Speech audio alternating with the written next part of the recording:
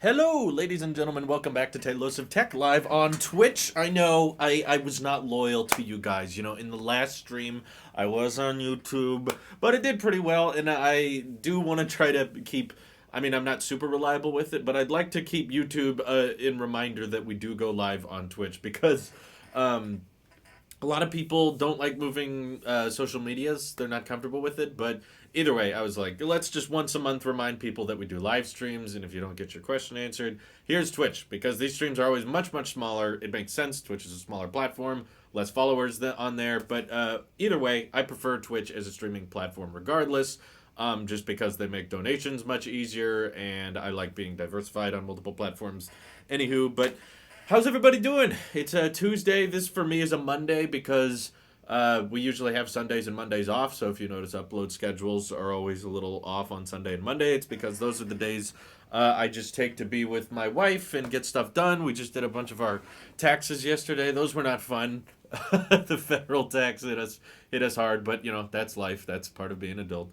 Either way, a lot of promotions, Drew. Yes, indeed, a lot of promotion. Can we promotion all the things?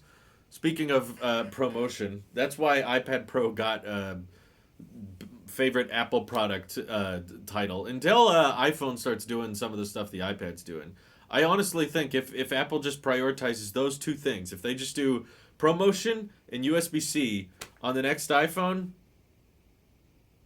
most people are going to be totally happy with it, even if the notch doesn't shrink. I mean, at first glance, I bet a lot of people will initially be annoyed by that, but as long as they cover those two things, I'll be happy. I'll be a happy camper. I don't really care that much about the redesign, though there's supposed to be one. So that goes along with it. The bigger display, probably the time of flight sensor, could do stuff like video bokeh. I'll be happy with all that. But those two things, if they just nail that, I'll be fine. I noticed that after I filmed the video, I was like, dang it, I should have made a joke because I was wearing my Apple Watch shirt, completely unrelated. I don't have an iPad Pro schematics t-shirt. I wish I did. I would have wore it. But I don't have one. I don't have any type of iPad t-shirt other than just my Team USB-C shirt. But I think that one's dirty. It's in the washer right now. But um, there's a lot of great runner-ups. Maybe that's what this stream could be about. The AirPods were a great runner-up. The Apple Watch would have been a great runner-up. But they were all things that I didn't feel were as innovative for when they were announced. And the iPad lineup, I feel like Apple built from the ground up because tablets were like barely even a thing. And there were smartwatches and there were wearables when the Apple Watch and AirPods came out. Apple just mainstreamed it and made it what people want it to be. So I guess iPad Pro overtook it because I feel like even that has not really been topped, or not really, even Apple can't really do anything with it. The Apple Watch, they topped it with the Series 5 with the always on display. Again, not a huge upgrade. I still rock the Series 4. I'm happy with it.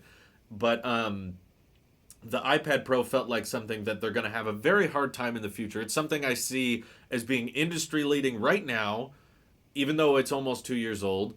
And it's going to continue to be an industry leader for a long time. Whereas the Apple Watch, solid and probably a good runner-up, but Apple Watch I would probably crown as being the most like important product of the Tim Cook era, just for health reasons, just what it did for people's health in measuring heart rates and ECG and that kind of thing, is huge. But I think one of the reasons I tipped it over to the iPad instead of the Series 4 was that the Apple Watch does have that exclusivity to the iPhone, whereas the iPad Pro, I see a lot of Android users liking it. And you don't see a lot of people saying the Apple Watch is the best Android watch because it doesn't work that well.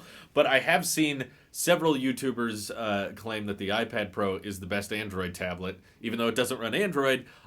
Just if you're using an Android phone, the iPad complements it probably better than any Android tablet out there. But anyway, we got some donations. Wixo Melody, thank you for the bits. 16. Overachiever says, good question. I just started YouTube and I'm not working with giant files, but just wondering for you, what is the average file size you work with on one video? So the raw file size is the biggest, and then by the time it's exported, Final Cut compresses it into a H.264 format, and that makes it a lot smaller. So my finalized video, when it's all edited and exported, ready to go up to YouTube, that typically ends up being about a gigabyte per minute. So that means a 10-minute video is about 10 gigs, 5-minute video is about 5 gigs, and those are 4K at 60. But the RAW files, which are just standard .mov files, I believe I shoot at I don't even remember the format. Blackmagic has a special format they shoot at, but that's more like 10 gigs a minute. That's not always the case. It kind of varies a little bit, but that's the general rule of thumb. Like a 10-minute video will end up being close to 100 gigs. 5-minute video of just raw footage will be like 50 gigs, and so on and so forth. But yeah, so the audio is really small. Audio doesn't take up a lot of storage. On my Zoom, that's typically never more than 100 megabytes. 100 megabytes would be like a podcast. So yeah, the videos, which are usually when I record them around 10 minutes, those are pretty small. Those are not much. I don't know the exact one, but Chris Norton donated 100 bits. Thank you very much, and said, love your streams. Appreciate you watching, and thank you for supporting. My mother has a note and still loves her iPad. That's that proves my point. It's like the Apple Watch has been great for health and stuff like that, but it's still kind of restricted to iPhone users, and I don't really think that should change. I think there's a reason for that, and Apple would have to do so many Android apps if they wanted the Apple Watch to work on Android, and there's just no incentive for them to do that. It would take a bunch of development with like making an activity app, making an Apple Watch settings app, making a health app, because the ECG sends your heart reports to the health app. So they would have to make 3 apps for the Android App Store in order to make the Apple Watch compatible, and it also has the iMessage stuff. I don't know. I feel like it wouldn't be as seamless, whereas the iPad Pro stands on its own a lot better because the Apple Watch is definitely like it's high end, it's expensive and everything, but it's still an accessory. It's not a standalone product. Whereas the iPad is. You don't need to have an iPhone for that. You don't need to have a Mac for that. You don't need to be part of the ecosystem to buy into the iPad, which is why I thought it would make most sense to give that best product over something like the Apple Watch. AirPods are a great one, but I think still very... they're a major player in the wireless headphone market, but I wouldn't say they're like drastically far ahead from everyone else because there's still a lot of wireless earbuds that get crowned for better ANC or better audio quality or better battery life, or these are cheaper. Whereas the iPad Pro, I felt like across the board consistently beat almost any other thing that compete with it, and it's not even that new. It's still kind of moving into the old territory, and from what we've seen from competitors, it doesn't feel like anything's coming close. AirPods, you can make the case that a lot of things are coming close. Or surpassed in certain ways. I know there's those complicated named Sony earbuds that a lot of people say have better audio quality, or certain earbuds that people say have better battery life. It's a mix-up. AirPods are definitely the most popular one, and I think that's from a convenience factor, and they do work with other devices, but I feel like there's more competition with AirPods, whereas the iPad Pro is like nothing close. That's why I put it up high. How many backup external drives do you work with? I got 2 terabyte, I assume you're saying. I have the one Samsung, I think it's a T5. It's a 2 terabyte SSD, and I got that for free actually by pre-ordering a Galaxy Fold.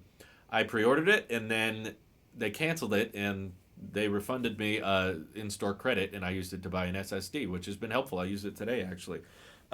Basically, all I put on there is my finalized completed videos, which I like to save just in case there was some type of giant YouTube, I don't know, shutdown or YouTube explosion of some kind where we lost all of our videos on the site. I just keep all of the hard copies of the final videos. I don't keep the raw footage because for a long time I used to keep the raw footage, and I thought, well, maybe someday I'll want to go back and use those or want to go back and look at them. And then years and years went by, and I realized I never did. And there's nothing funny in them. It's not like I could even make bloopers out of them. It's just me talking, and then me thinking about what I'm gonna say before I talk. And after doing that for a while, I was like, you know what? Especially with the Blackmagic footage being so big, it taking up 10 gigs a minute, it was just not gonna be practical to keep all that. So I don't need a server. I don't need extreme backup storage and stuff like that because honestly, there's still a side of me that says all of these old videos, like iPhone 9 leaks from 2 months ago, am I really going to re-upload that if YouTube had a big explosion and we lost all of our videos on the site? Would re-uploading that really matter? Probably not, because a lot of the content I create is very time sensitive. It's only relevant for a couple of weeks, sometimes even a day, and then it becomes irrelevant by an announcement or a new report or something changes. That happens all the time. So I'm still not like crazy about keeping all of my hard copies. I just do it because I can, just in case, and it didn't cost me anything to back all that up. I do have a bunch of traditional hard drives that are not solid state, but they're in a storage box somewhere. They're not plugged into my computer. I don't have like access. I'm not plugged into them at any time. I basically filled them up with old stuff and then unplugged them and left them in a box. They could totally be corrupted and not work anymore. But there's nothing on there incredibly important that I feel like I need to make sure I don't lose. If there's anything like that, I put it on the cloud. Typically with Google Photos, because that is free and it's unlimited. You can upload as much as you want. They do cap it out at 1080p, but if I'm feeling nostalgic and want to watch old videos, I don't care if it's 1080p. I don't need to preserve every single memory in 4K. That's fine. Perhaps the Apple Watch could become compatible with the iPad, even if only available for cellular only. Huh. Yeah, I've heard that idea bounced around a little bit in the past. I'm a little confused by it. I'm not exactly sure why, because iPads don't get phone numbers. They can get cellular, but they don't get phone calls. They don't get SMS or anything. That's just data. But maybe they would have to add an activity, health, and Apple Watch app to the iPad, which I guess makes more sense than adding it to Android, but I still am confused why someone would have an iPad, no iPhone, but they would get an Apple Watch. I don't know. I don't. I can't figure out if that's better or worse. I don't. I feel like, is that someone who's using an Android but wants to use an Apple Watch? In which case you couldn't really tether your SMS text to the watch. Let me just put it this way. I won't be shocked if they don't do that. Okay? The just simplest form, they could never do that and I would get it, you know? It's a very small audience that would want the Apple Watch and the iPad to be linked, but anyway. Chris Norton donated, says, what is your streaming schedule now? So I've never really had that strict of a streaming schedule because my life has been so up in the air, but the general rule I'm following, and I will preface by saying it is very general, I do not follow this rule very much, is that I try to do a Twitch stream every other day. I don't follow that rule very well. Okay, so usually if I do a live stream like I'm doing today, I probably won't do one tomorrow, but I will consider doing one Thursday. And then after that, I will consider doing one Saturday. So very, very rarely will I do two Twitch streams in a row, like a Tuesday and a Wednesday.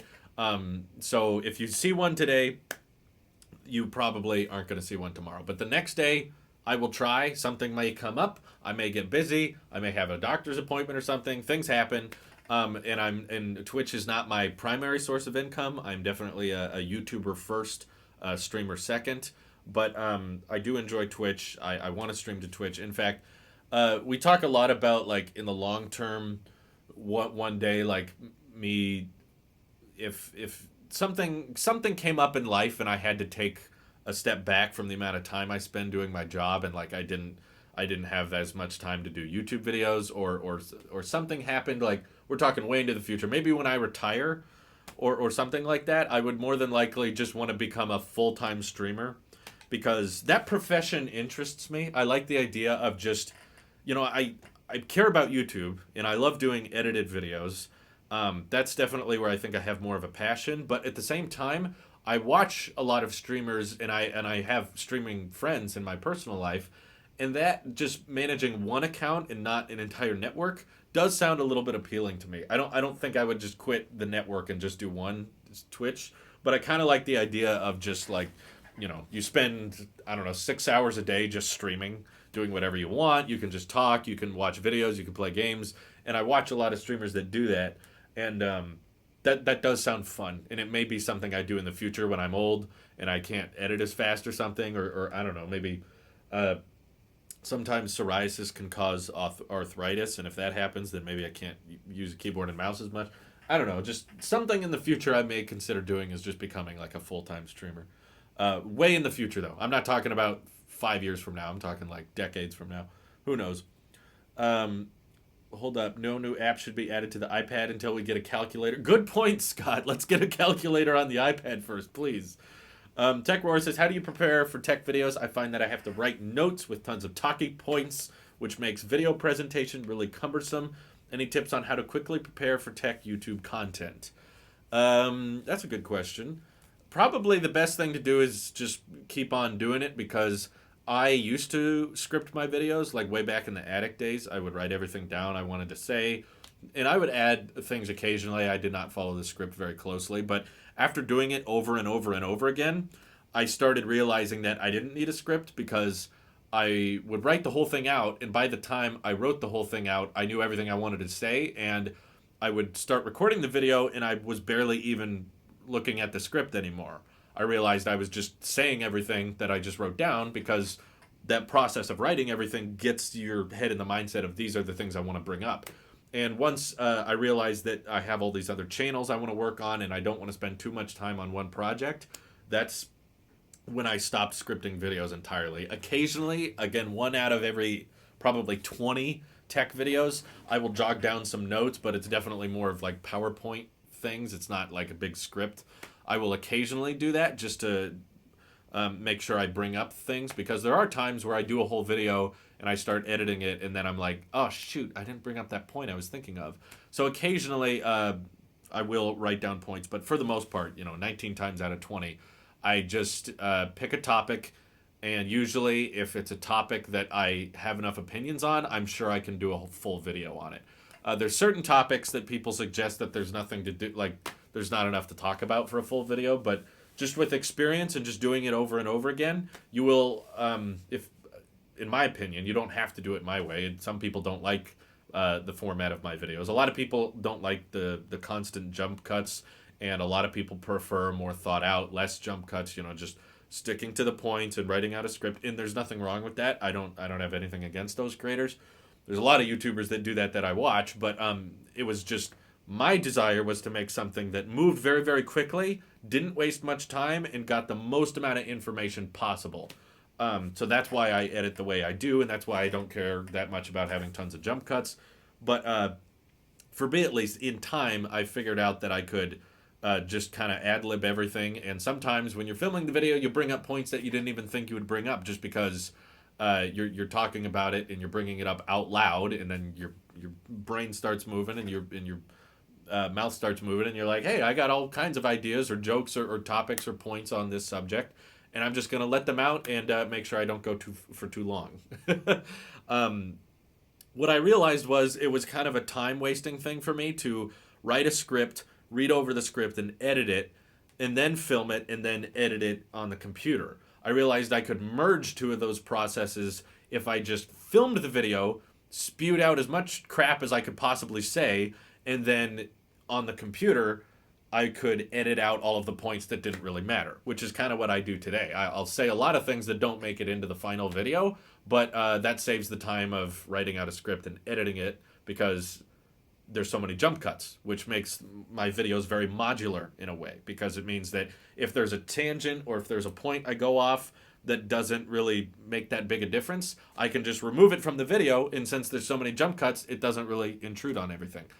So you can just unplug that part of it. I hope that makes sense. Do you have any space in your wall for the upcoming SE2?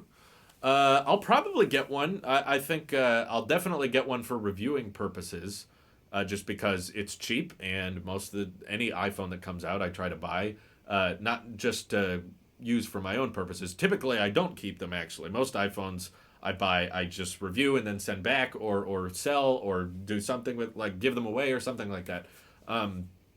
So the SE is very cheap, so it should be pretty easy to get my hands on one.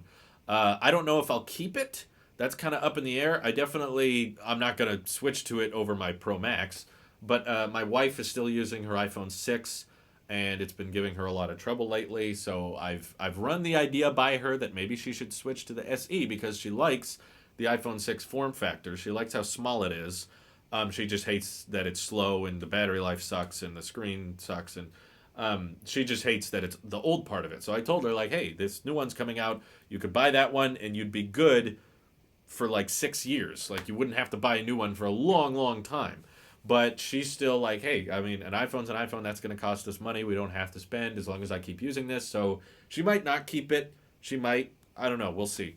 So it'll be more up to her, really, whether or not we keep it. Because if she doesn't want to use it, I'm not going to keep it. I'm just going to return it. I feel like jump cuts are acceptable as long as the substance flows well. I feel like people who let that bother them slowly get over it by now. Most YouTubers use jump cuts. It's 2020. Yeah, there's definitely a delicate balance. There's some people that are okay with occasional jump cuts, just not too many. But it's kind of interesting, like I discovered with the EV channel. Part of the reason I knew the EV channel was reaching new people was I was getting a bunch of comments that I hadn't seen on the tech channel for years, but I was suddenly seeing them again on the EV channel. Like back when I first started picking up a little bit of traction with the tech channel way back in 2017, there were a lot of comments people of saying, you use way too many jump cuts, you talk too fast, you know, it's okay to like leave in your breaths, and you're talking way too quickly, you need to slow down and leave pauses in between sentences and stuff like that. And I think you're right, Tech Roar. I think people at first are a little bit repulsed by it, but as they come back, they start to realize that this is an efficient way of watching content, and that jump cuts are okay in the long term. Because I never get that comment anymore on the tech channel. Once in a red moon do I actually see comments on the tech channel that say there's way too many jump cuts. Like, everyone watching now, they totally get it. They're on board. They can follow the content. They don't think I'm talking too fast. They can understand it. But once I started getting up some traction on the EV channel, I started getting all those comments again. They're like, whoa, you talk way too fast. You got to leave pauses. You got to slow down. You got to like take time to let the audience understand what you're saying. And that may be because the EV space is catering to an older demographic than the tech channel. But I personally don't think that was it. I just think there were a lot of people watching that format of Tailosive content that they'd never seen before, and they weren't sure, like, that wasn't normal. They weren't accustomed to that. But in time, I've already noticed those comments going away as the EV channel grows and grows and has more of a consistent following. There's been a lot of people that have stopped complaining, but they're still watching. It's not that the views have gone away. They're still watching. They've just grown to realize that it's okay to have videos like that. It's kind of like the Cybertruck in that way, you know? At first glance, ugh, it's disgusting. That's so weird. I'm not used to it. And then it settles in and you start to get used to it and you can follow it. What I knew from a very young age was that people on YouTube have very short attention spans, and some of you may prefer the slower videos where people are just talking slowly and leave big pauses in between sentences and leave in every breath and stuff like that. But what I've discovered, and I could be wrong, but what I've discovered is that you can hold people's interest a lot. You can hold their attention span if you move at a faster pace than their brain can. Basically, what I like about editing YouTube videos with lots of jump cuts is that I can say things and bring up points about as fast as someone can read. Sometimes a little bit slower, a little bit faster, because we all read at different speeds. But what I don't like so much from a viewer's standpoint is creators that talk very slowly and leave all those pauses and don't edit, and then it feels like they're not putting in much effort into the video. It feels like you don't value my time because you're just going to take your time saying everything you need to say. And I'll bring up all the points as soon as I get to them. So, moving on from that point, and you notice that change of pace instantly makes a difference, and everyone starts to get bored, and they're like, okay, I get it. Oh, he brought up that point, I get it, moving on, and then they lose their interest. Whereas if you're moving quick, and they can't even keep up, I would almost rather have that problem. I'd rather have people that can't keep up than people that are bored. That's the way I see it.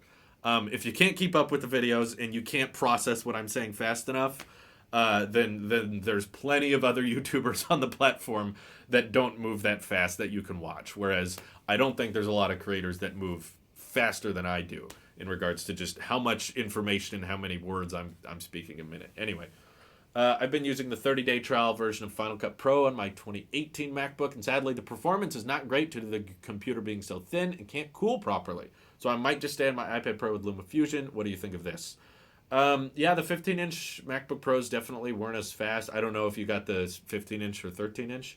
Um, but I'm surprised the performance hasn't been great because I would only imagine you'd have performance issues if you're recording like 4K at 60. I don't know what exactly you're recording on, but iPad Pro LumaFusion, I've rarely seen lag. I'll put it that way. If you can edit with the iPad Pro and LumaFusion, try. It's not going to be as fast as editing with Final Cut, but if it's giving you performance issues, then 13-inch, okay, that makes a lot more sense. If it doesn't have a GPU and you're pushing high-res video frame rates on it, then yeah, I could imagine some slowdowns, but that sucks. I usually run the YouTube at 2x speed. There you go. I know a lot of people that run YouTube playback at high speed. I don't know a lot of people that run it at low speed, which I think says a lot about how fast a creator can say something versus how fast the viewer can interpret it. So, in other words, get on my level. That's another way of saying it. Keep up. YouTube moves fast. There's a lot of kids on this platform. It's mostly people under the age of 40. So keep up, keep up with the attention because I'd rather hold someone's attention than lose them. And if I'm losing them because I'm moving too fast, then I don't need them that much because that's not the majority of YouTube, I think. Nick does that. It drives me crazy. What does he do? On my Transformers channel, I've been on that one for the last 9 years. I could naturally talk about the content because it was more conversational, and opinion-based. But now that I'm starting on the tech side, everything is numbers and data and specifics, which requires accuracy and thus notes, making me have to pause and refer to them, hence jump cuts. Yeah, I guess that changes a lot if it's more conversational versus data and statistics. I've never wanted to be a channel very much built around data and statistics. I've always kind of referred to the Taylosive content as like fast food. It's like fast food YouTube. It's not something that was a lot. It's not something a lot of quality was put into. It's not something a lot of time and thinking was put into. It's just we need to sell this. We need to move it out into the restaurant. We need to mass produce these things as quickly as we can, and some of them may be messed up, but it doesn't matter because we're going to have another one coming out of the kitchen just as fast as the last one came out, and you're not going to care that much about the sloppy meal you may have had because I know there's vlogs, there's tech videos, there's EV videos, there's been tons of mistakes, both editing mistakes and me bringing up points that may have not been true, me not having a statistic correct. But I don't that's not the mentality. It's not to make like a perfect quality meal every time. It's just make as many as I can. It's more of the spray and pray method. That's been successful for me. And it may have stemmed from in my early years of YouTube working. I used to just do one video a week way back before the network, really, before the tech channel and the gaming channel. Back when I just had one channel and I was doing comedy skits and action scenes and short films and stuff like that. That's when I would put days and weeks and months sometimes into a single video and show it to someone or upload it and get hate on it. People don't like it. People don't think it's interesting. And that mentality of putting a bunch of work into something and having it not turn out to be good. Or occasionally it works out to be well, but it doesn't perform. YouTube doesn't recommend it very much and it doesn't get very many views has probably steered me into that, rejection phase of, okay, I don't want to put that much work into a video if it's just going to get dislikes and people don't like it or people don't see what I was trying to say. So I'm just going to move into the complete opposite direction and just make as many as I can. Some of them do really well and others don't, but that's okay because we got another one coming out of the kitchen as quickly. Just boom, boom, boom, boom. That's the greatest video analogy. Cool. I hope that made sense. Who else listens to podcasts at 1.5x? That's another one. I don't really edit our podcasts, but I feel like there's a lot of people that listen to things at faster speeds, and not too many that listen to them at slower speeds. I just finished my English course. I didn't speak English. I've been able to understand your videos easily for over a year. By the way, thanks for helping me. Oh, you're welcome. I'm glad that makes sense to someone who was not a native English speaker, so that's good. Quantity over quality, but I use that loosely because the videos are good, of course. I do think quantity does take the lead on that one. You can't completely ignore either. The honest truth is both. The most efficient way you can make a lot of content in a quality manner is key. There are some YouTubers that do one video a week, sometimes even less than that, and they're probably really high quality and they're really well done. And I would never compare my videos to any successful tech YouTuber I've seen that does one video a week. They're always going to have great B-roll. They're going to have great talking points, and they're going to be shot really well. And that's great. And I think there's a lot of that on YouTube. But at the end of the day, I feel like a lot of work in those videos gets put towards things that probably not that many people care about, which is why I've tried this mentality of the fast food YouTuber, of just making stuff as quickly as possible. Even if it's sloppy, it's okay because we got another one coming. If I upload a video and someone's like, "Hey, Drew, Samsung had their own version of AirDrop," and I'm like, "Oh, whoops." Okay, next video. People will be like, "You gotta take this video down. There's mistakes in it. You misspoke at this point." And I'm like, "Nah, I don't care. There's another one coming tomorrow." I'm never going to pride myself as the YouTuber that's never wrong. I don't want to be that guy, because who wants to put that standard on themselves? Who wants to put that badge on themselves that says, "Hey, by the way, you should watch my videos because I'm always right and I never make a mistake." I don't want that badge. That's a hard level to keep up on. I'd rather be the YouTuber that's like, "Nah, I make mistakes, but most of the time." I want people coming for my opinions, not my exact, extremely accurate statistics, and just getting all of the data right. Because I'm going to mess that stuff up. But I know my opinions I'm not going to mess up. I know what my opinions are. I'm an expert on my own opinion. Advice on self-discipline for someone that wants to keep creating but has to squeeze it into their busy schedule to keep a content alive.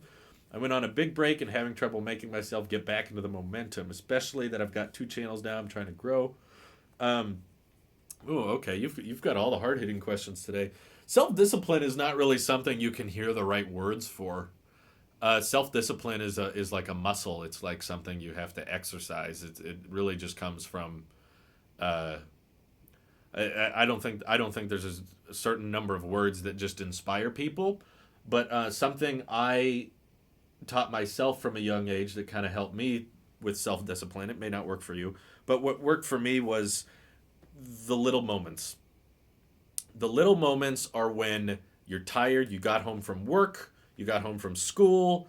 I had to make content through both of those things. I made tons of videos while I was in school, and I made tons of videos while I had a full-time job.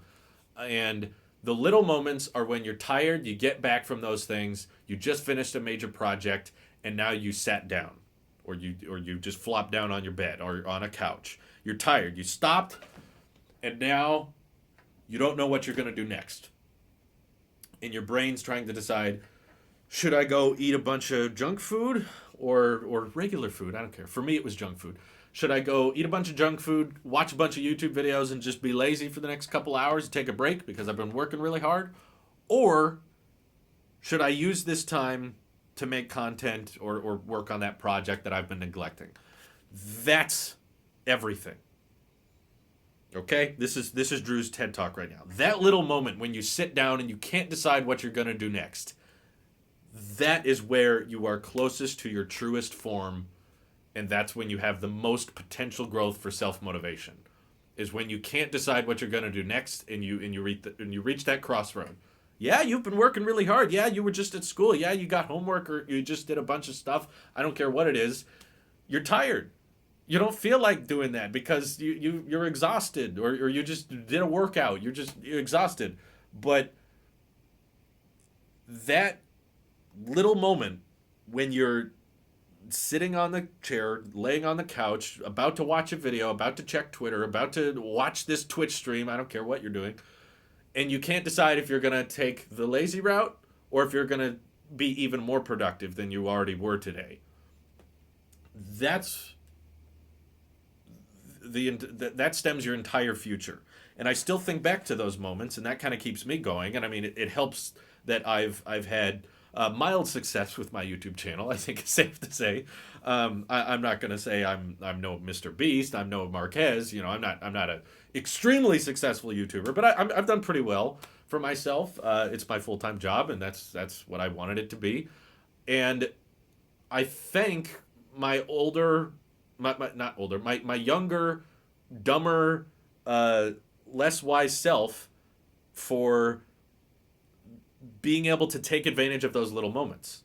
The whole reason you're watching this right now, and the whole reason I get to do this as a full time job, and the whole reason I get to just do what I love for a living is because of those tiny moments. I would come home from work, come home from school, exhausted, tired, don't want to do the next thing. I either just want to go to sleep or I just want to eat a bunch of crap and watch some videos. But in those tiny little moments, I decided, you know what? I'm tired, but I'm not going to quit. I'm going to work on the next thing.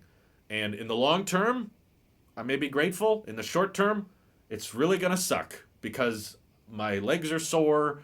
I want to go to sleep. My eyes look tired. My hair is messed up. This isn't a great time. I don't feel very motivated, but I'm literally just going to force myself to do it. It's like Elon's description of like running a business is like chewing glass and staring at the horizon. It's just absolute brute force on your body because you're going to say, I'll be thankful I did this later, even if it really sucks right now. And that all happens in those tiny little moments. And I still have those moments. I'm not going to pretend that I don't have those anymore. Now I'm just always self motivated, and I'm really happy to go to work every single day. Hell no. I get super unmotivated, especially in the mornings when I'm tired. We get up at 3:45 every day. That's when my wife starts work and she has to get up, so I walk her out the door and I match her schedule so that we can go to bed and wake up at the same time. And it is very difficult, especially being a person who doesn't drink coffee. I don't drink soda anymore. I don't drink any type of caffeine, no energy drinks. I cut out soda entirely. I don't have any beverage I get to look forward to in the morning or tea. I don't drink tea. I don't eat or drink anything in the morning. I usually don't drink. I don't even eat breakfast, which is probably not healthy. I probably should. But anyway, my point is there are tons of times, even now, even when you have your dream job, even when things are going great, views are skyrocketing, and your channels are doing wonderfully, even when that happens, you get unmotivated. I'm sure even Elon Musk has those times. I don't imagine how, but he must. Musk must have those days occasionally. But I still have those tiny little moments where I'm laying on the couch and I want to watch YouTube and I want to do this or I want to just relax and I want to just eat junk and I want to just do nothing. But I say I'm going to be thankful if I just force myself to do this now. So hopefully that answered your question. Marquez does great content. No disregard to Marquez. I've never liked coffee. I don't actively choose to not drink coffee. It's mostly just a taste thing. I don't like the flavor of it. My parents love it. My sisters love it. I'm the only person in my family who doesn't drink it. And they all kept telling me, one day you're going to get hooked. One day you'll like coffee. It's an acquired taste. Or one day. I've always hated that expression, acquired taste. That's stupid. Acquired taste means that you don't like it, so you keep drinking it until you do like it. Don't drink it if you don't like it. I don't need I don't need to force myself to like anything. Like what advantage do I have to forcing myself to like coffee? I feel like I have a huge advantage by not drinking coffee. Saves me a ton of money. We don't have a coffee maker, we don't have to buy coffee grounds, we don't have to buy creamer, we never go to Starbucks or any of that stuff. Probably save a bunch of money that way. What's the advantage to getting hooked on it and now requiring it in order to be active and do stuff? Bites and coffee, gasps in offense. I don't hate you if you like coffee. That's great. I just think people that don't drink coffee and are able to get everything done have a significant advantage. Because from what I've heard, because I know a lot of people who do drink coffee, everyone in my family, lots of my friends do as well, that it becomes very, very hard to get motivated and to get energy once you get accustomed to that being your morning routine. Once you're hooked on it, it's hard to difficult. Not to say that I have not been addicted to caffeine drinks like Rockstar. Oh my God, long time ago. I've thankfully quit a long time ago. Not even before I was married, I quit actually. Um, I think it was like a month or two before. It was like 2 months before I got married, and I got married in 2018, so this was a long time ago. But I used to get hooked on those things so bad. I would get Red Bulls and Rock Stars, and because I was, if you go on Taylosive Talks and watch my vlog about what my old bachelor lifestyle used to be, I would sleep until 3 in the afternoon, and then stay up until 4 or 5 in the morning, and I would often buy energy drinks for lunch and for dinner, and sometimes just for fun, just to drink them. They were delicious. Oh my God, I can't tell you how delicious they are. But there's some very, very not healthy chemicals in them, and I was very happy to get off of them. Um, it was hard at first, but I've actually never been that addicted to beverages. Very few beverages I've just been completely hooked on. Last year, I think January 2019, my wife asked if I could go a whole month without drinking soda. And I was like, yeah, I don't think I'm addicted to soda. I like it, but I think I can do it. So I quit, and I didn't really experience any withdrawals or anything. I wasn't having issues with it. I was just like, okay, I just don't drink soda.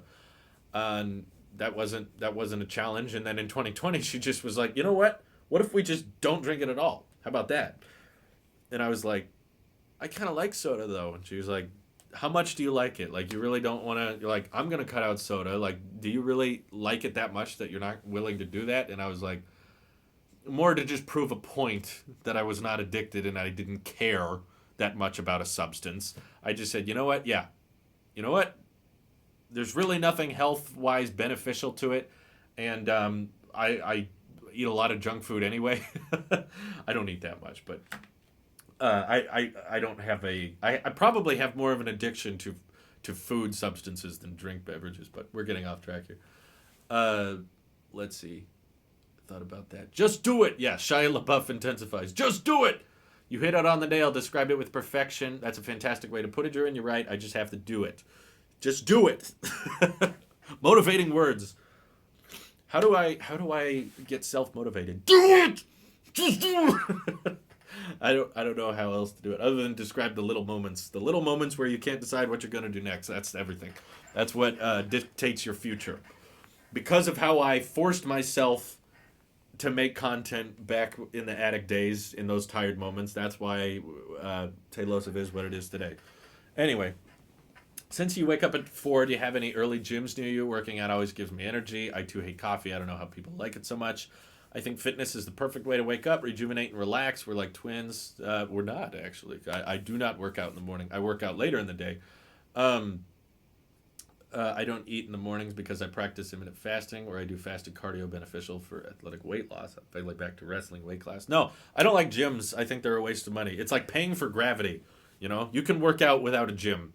I don't need a financial obligation to force me to work out. I usually do sets of push-ups whenever I finish a video. I like those because I don't need any type of equipment. Gravity is free, The Earth will give us gravity as pretty much as long as we want it to, and I feel like it's pretty easy to work out without gym equipment. You may not get the exact body you want, but in my opinion, it's like as long as you're getting some of your muscles sore, and you're pushing yourself and you're getting your heart rate up and you're just doing that consistently, then I don't need a gym. My wife wanted to do a gym, which surprised me because she's usually like cut out all the subscriptions and stuff, and I was like, heck no. That gym money could go towards Apple News Plus. I could use that on some Apple services. I've never liked soda. I had to make all sorts of weird excuses as a kid because it might as well have been the nectar of the gods to the others. No, I disagree with you there. I love soda. It's delicious. I think it tastes awesome. I don't care that it rots my teeth. I love soda. But I did not want to be the guy who fought with his wife over the fact that I wanted soda. Because from a bigger standpoint, I realized that I care about my wife. I love her, and I want to honor and respect her. And she's asking me to give up sugared water. Branded sugar water. That's really what it is. It's not anything that's special, and it does taste good, and I enjoy it. But I had to ask myself the question: does it make me happy? Will giving up soda for my wife make me a less happy human being? And if it does, what does that say about me? What does that say about me as a husband? That I'm like, no, honey, I need that sugared water. I need that carbonated stuff that makes my tongue happy. And I couldn't figure out a good reason. Like if she was asking me to give up something that I truly love, like making content or hanging out with a friend of a certain kind or something like that, that would be a bigger discussion. But if it's just a substance, it's just a beverage. I didn't want to be that guy. I didn't want to be the guy that had to fight for his sugared water. So I was like, "Nah, okay, you know what? You don't want me to drink it? I won't drink it. Problem solved." And I haven't missed it. I haven't had any soda since 2019 at some point. I don't even think it was December. I think it was even earlier than that. We didn't really we didn't really have much soda in December, I think. So I think it was like I think it's been like 2.5, 3 months now without a single drop, and I feel fine. I don't miss it. I'm not like, oh man, I wish I could have soda. We actually had a big party. Spoilers: Louise's birthday is in a couple days, and because she has to work on her birthday, she had some friends over, and they had a party here a few days ago, and they brought their own drinks. They brought some alcoholic beverages. I did not partake, but they brought some alcohol. They brought some soda, and everyone was drinking it, and they didn't finish it. So we actually have a bunch of soda in the kitchen, or in the pantry right now, and I haven't touched it because we just decided, yeah, man, what are we going to do with this soda? Because we don't drink it, but they left it here. We just decided next time we have some friends over, we'll ask them if they want it, and it'll just be our guest beverage. You know, when guests come over, they can have some, but we're not going to partake. So even though we have some, we're not gonna we're not gonna partake in it. It's been pretty easy. I'm happy to say I'm not addicted.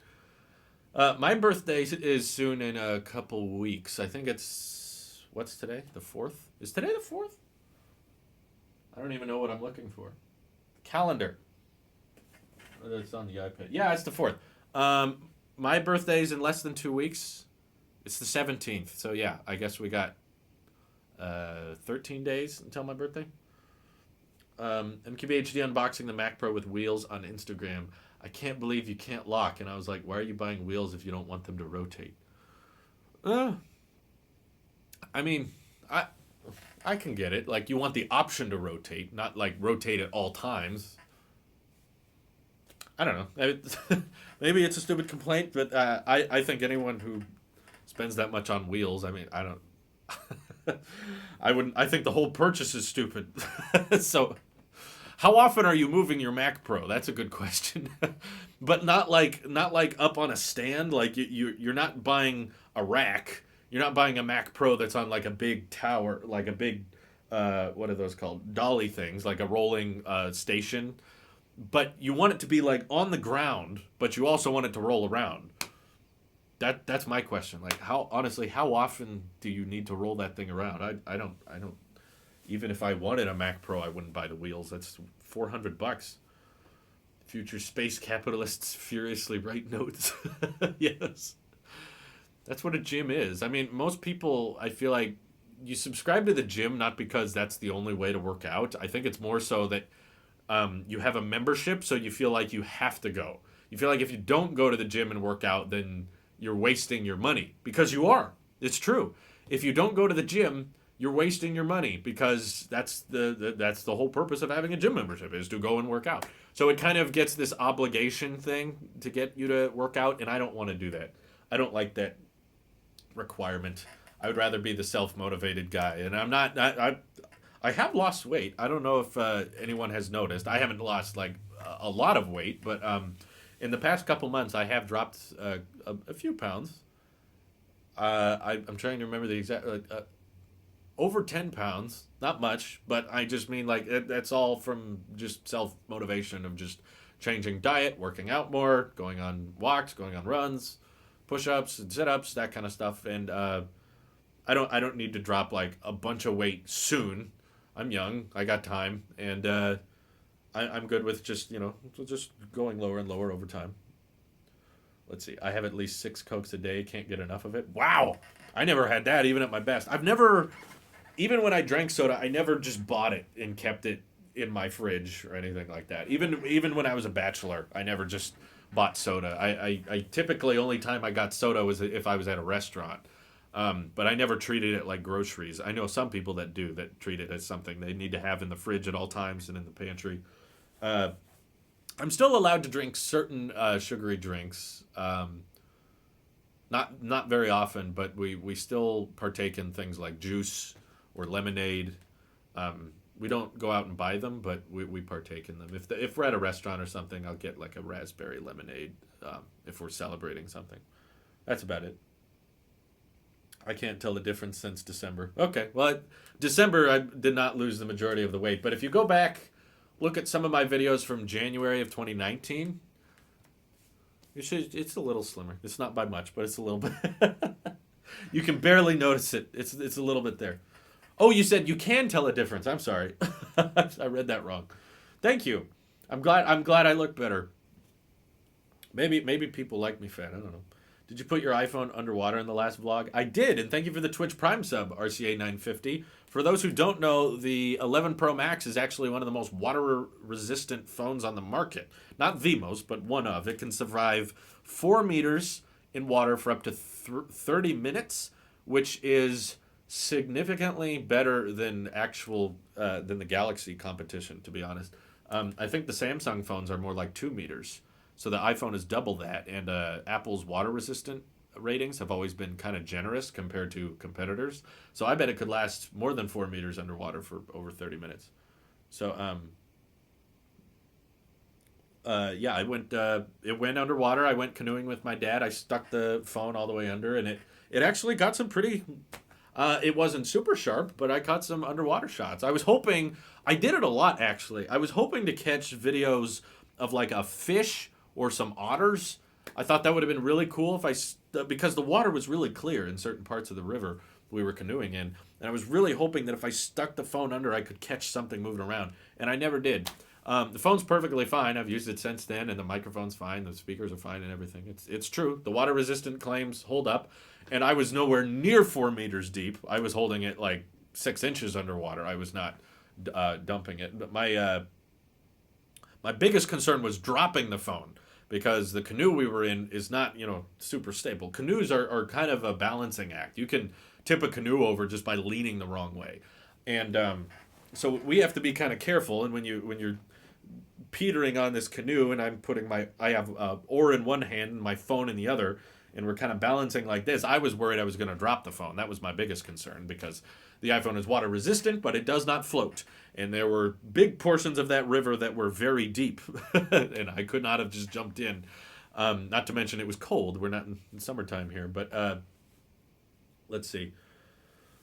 I only go to the gym because I don't have weights. I'm saving for a home gym like Michael B. Jordan. You don't need weights. Just you're your weight. Lift heavy things around the room. There's a tripod. There's a chair. Just lift it up and down. Don't need to pay for gravity. My cousin, your food likes. I think he meant cousin. My cousin is addicted to Monster Energy. He drinks at least one every day. I used to be there. I'll be honest. I did used to drink. Monster's another one. I did drink a lot of Monsters growing up, especially in school. When I was in my last year of high school, I would basically buy a Monster after every school day. They were good. Oh man, those are good. Those fruit punch rock stars. Those were amazing. We used to stop at 7-Eleven. Me and Wyatt every day after school, we would get off the bus, and the bus stop was right at 7-Eleven, and I'd usually pick up a donut and a rock star and a Monster or a Slurpee. It was not good. It was not good at all. The funny thing is, when I was working at the Mandarin Ranch, I could eat as much crap as I wanted, and I still looked great. I was in the best shape of my life because the job I was working at was just very active. I was always moving stuff. I was lifting stuff, and I meant that on work time I was making money and I was working out simultaneously. And then as soon as that job ended, I could eat as much garbage as I wanted to, and I looked great. I was great weight. I was not overweight, and I was in shape. I looked hot and everything. That's when Louise and I started dating. Now the poor girl is married to this obese guy. But that's the result of a successful job because I did not want to work at the Mandarin Ranch forever. I don't miss that job. There were things I'm grateful for about that job, but I would much rather do this. But that means a lot of this job is me sitting here doing nothing, editing, filming, live streaming, and it's much harder, especially when you're that's considered work is being at a desk all day, and then after work you don't really feel like working out. When you're done with work, you don't want to go for a run. You don't want to go do push-ups. You're tired because even though you're not physically doing a bunch of stuff when you're editing and you're filming and you're interacting with people all day, you don't feel like going when working out when you're done. You want to relax, especially because my wife gets home from work and she's tired, so she wants to relax. So we just lay down. So that solitary lifestyle. What's the term? Is that it? Solitary? I'm pronouncing that wrong. I'm sure. Just being inactive is how you gain weight, like I did. But that's why I'm trying to combat that with better eating habits, and we're cutting out a lot of the sugary stuff. And this month is hard because we have both our birthdays. My wife's birthday is on the 6th. She'll be turning 23. And my birthday's on the 17th. I'll be turning 22. So there's a little tiny window there where my wife is 2 years older than me. Sedentary, that's the term, sorry. Sedentary lifestyle. Obesity freaking sucks. That's true. I prefer Nas or Full Throttle. I never liked Nas. My friend Dan always drank Nas, though. I never liked the flavor of it. I've always been about that Monster, Red Bull, or Rockstar. But again, that was end of 20. That was not even. That was halfway through 2018. I quit doing that. Luckily, I stopped completely. Weren't you vegan for a while? Do you think Louise and you will try keto challenge like you did vegetarian? I don't know if we're going to do any diet challenges right now because we have, like I said, both of our birthdays this month and Valentine's Day in between both of our birthdays. And we like to celebrate for our birthdays. And we've been very good with our food budget the last couple of months. So we're kind of treating ourselves a little bit in February. But yeah, we last year we cut out meat. We didn't cut out all animal products or anything like that. We just cut out, meat, regular meat for about 3 months. And we made it. We survived. It wasn't that hard, actually. We discovered there's a lot of meat substitutes that taste exactly like meat. It was bizarre. We just at the grocery store, we were like, okay, instead of buying chicken and pork, now we're gonna buy these meat substitutes. There were these vegan chicken nuggets we found, vegan chicken nuggets, and they tasted identical. I kid you not. They tasted just like regular chicken nuggets. Probably because regular chicken nuggets don't have much meat in them either, but. That's probably why, but we switched over. We went to a few restaurants that had vegan burgers, or like meat substitute, and I tried them. And I was like, this tastes just like meat, and I realized I don't really have an addiction to meat. I definitely have more of an addiction to potatoes. I love French fries. That's something I have a hard time giving up. Anywhere I go, I'm like, can I get French fries with that? Man, those are good. That's something I would have a harder time giving up. Maybe that'll be our next challenge. But the latest challenge, we should do a series on this. I want to do more vlogs about it. But my wife, she's great because she's very good at coming up with challenges for us. And they're usually good ones. They're not typically challenges that make life worse for me. They're typically challenges that make life better. And they're things that I have a hard time coming up with myself, because for me it's just like I gotta work hard, I gotta make sure I work out, and I gotta make sure I get my videos up. I gotta make sure I produce content, and I have a hard time just coming up with, I'm gonna quit doing this for a while. I'm gonna quit doing this, and I'm gonna stop doing this, or I don't usually come up with those things. For me, it's always about doing more things. I gotta make sure I do these things, not give up other things. But she's very good at picking those stuff up, and the last one we did for the past week was no videos. Actually, that was really challenging, and there were some strings attached. We were allowed to watch occasional video clips on Twitter, as long as they were under a minute. That was okay. So just browsing social media and tapping an occasional Twitter video, that's not breaking the rules. And also, she said we would be okay with me watching occasional YouTube videos if they pertain directly to my job. So if there's YouTube videos being made about topics I want to talk about, or I want to talk about videos that other people have done, or just being aware of what other people are talking about. Like I could watch a YouTuber if they were talking about news that I was going to make content on. So that was okay. But things like TV shows, things like movies, or just YouTubers that were not providing me tech or EV information, that were just producing entertaining content, couldn't watch that. No movies, no TV, no just casual YouTube browsing. It had to be work related. For a whole week, just 7 days, we cut that out. That was interesting. I gotta say, I think we'll do a vlog on that. I want to wait for a time where me and my wife can do it together. But that was an eye opening process. I did not. At first I just thought, I love watching videos. I love watching movies and TV and stuff. I don't want to give that up. That sounds like fun. And we gave it up, and it was really really interesting how our schedules changed so much. We suddenly had all this free time. It was amazing. It was just incredible how, like, all of a sudden she got home from work, we'd have lunch and be like, oh, now what do we do? Now we can get this done. Now we can get this done. Now we can get this done. And I'm definitely excited to go back to it. Today was the day we get to go back. So I've been catching up with all my favorite YouTubers and catching up on all these videos and stuff that I haven't been able to watch. And I'm like, finally I can catch up. So I don't want to go completely back to that ever again. But I think we decided we would like to designate a day of the week where we don't watch anything. And I agreed with her on it. I was like, you know what? It was kind of nice having a bunch of free time, and we knew we couldn't waste it on movies and TV. And that was interesting. We got a lot of stuff done. We went out and walked around more, and we hiked more, and we just we had tax stuff we had to figure out. It was not fun figuring out the tax stuff because we ended up owing quite a bit, but that's life. That happens. And we were very productive. It was fun just taking a break from that. So that was our most recent challenge. I don't know if any. My wife is trying to read one book a month. I didn't agree to that one.